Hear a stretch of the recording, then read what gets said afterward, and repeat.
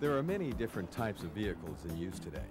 Some big and slow-moving, some light and maneuverable. And they all have to share the same roads. But the major problem with sharing the road is seeing the situation in purely human terms. A driver gets in his car, and the car and driver become a single impersonal machine. A rider puts on a helmet and protective equipment, and like the car driver, some of his identifiable human characteristics, like his hairstyle or a great smile, begin to fade from view.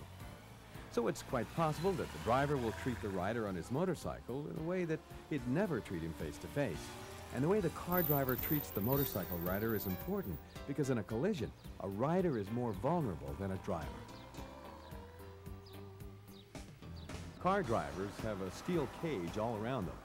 By contrast, the motorcycle rider has only his riding skill and basic protective equipment to depend on. But these very different vehicles share the same road.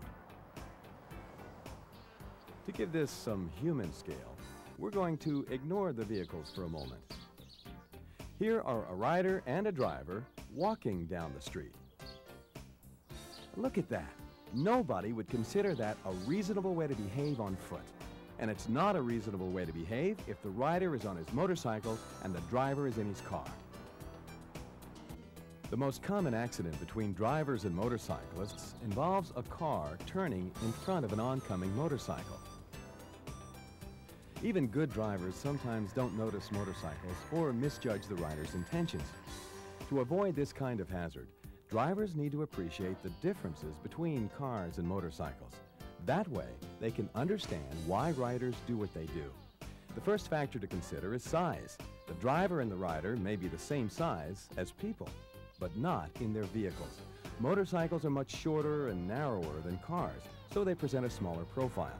If a driver is subconsciously expecting a motorcycle to be as long and as wide as a car, he may think it's farther away or going more slowly than it really is. The solution to this is to take the time and effort to look not just once, but twice, and yes, 3 times, to make sure just how far away the rider is and just how fast he's approaching. The motorcycle's size can make it difficult to spot.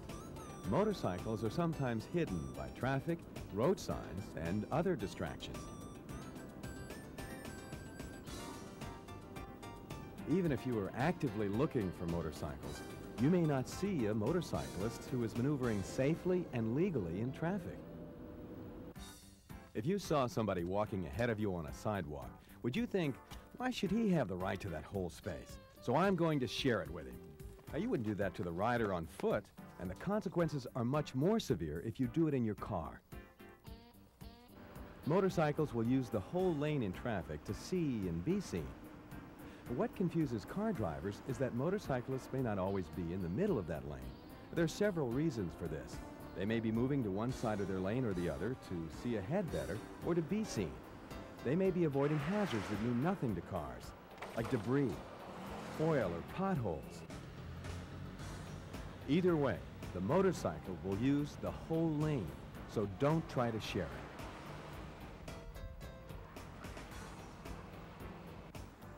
While passing and being passed, cars and motorcycles can come dangerously close to each other. Again, the most important thing to remember is that the motorcycle will use the whole lane to react to hazards that may mean nothing to a car. If a motorcyclist is passing you, you should maintain lane position and speed. A driver who unexpectedly changes lanes, speeds up, or slows down can surprise a passing motorcyclist, perhaps even endanger him. Allow the motorcyclist to complete his move. You'll find that many riders will even wave a friendly thank you. If you are passing a motorcyclist, give him an entire lane. The worst thing you can do is crowd into the same lane as the motorcycle. To avoid a dangerous situation, you should stay in your passing lane until you are well past the motorcycle. Returning to your original lane too soon can force a motorcyclist to swerve into traffic or even off the road entirely.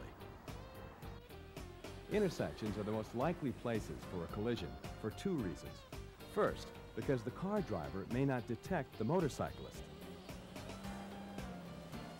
Second, if he does see the motorcyclist, the the car driver may make a wrong interpretation of what the motorcyclist is doing. For example, the motorcyclist may change lanes to prepare for changing traffic conditions ahead.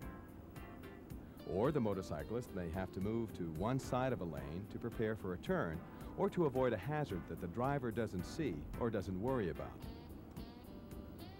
The solution? Wait until the motorcyclist's intention is clear. You should also know that few motorcycles have automatic canceling turn signals, so riders sometimes forget to turn off their signals. Before committing yourself into moving into the motorcycle's path, be sure that you really do understand what the rider is going to do next. It's important for both riders and drivers to communicate their intentions, use your turn signals, and cancel them after a lane change. There's nothing more worrisome on a motorcycle than having a car following close behind. Now, this means the rider has two things on his mind: what's happening in front and what might happen from the rear.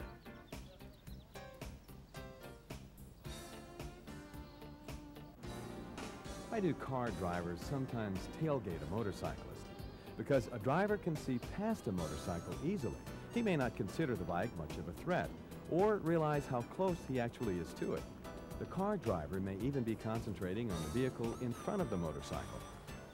When following a motorcycle, allow at least a 3-second following distance. You work it out like this. Choose a marker that the motorcycle you are following is passing. For example, as the motorcycle hits the shadow of this bridge, count 1001, 1002, 1003 before you pass the shadow. That's your 3 seconds. By giving the rider a 3-second following distance, you remove the worry of being tailgated. A motorcyclist has more time to stop or to make a safer maneuver. Always look before pulling out. It's especially important to check the rear view and side view mirrors when backing up, and to look over your shoulder too. And remember, all vehicle operators must avoid drinking and riding or driving. Alcohol and other drugs reduce your ability to make important decisions about speed, distance, and risk. It's a terrible burden to be responsible for needlessly killing or even hurting another person.